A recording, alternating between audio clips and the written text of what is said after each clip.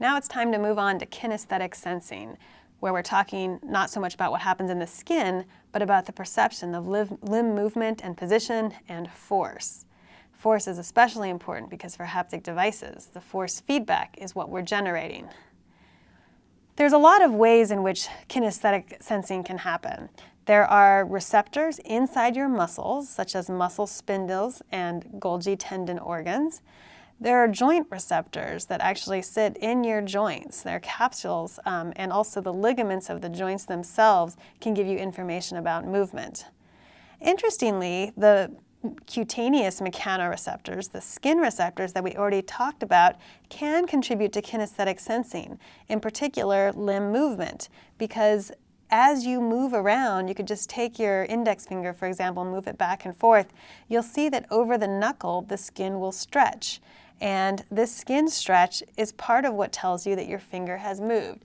And so the cutaneous mechanoreceptors do have a role in proprioception as well.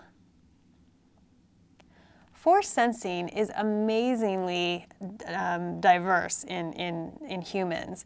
First of all, it has a very tiny resolution, in part because, again, it's a combination of cutaneous and kinesthetic information.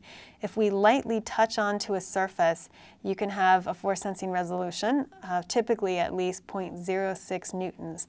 And I'll let you do the conversion to pounds if you like to think that way, but we're going to be using SI units in this class.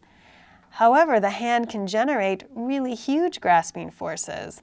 400 newtons is quite common for an adult male. And so while we have really great measurement of force at low levels, you can actually generate very high forces.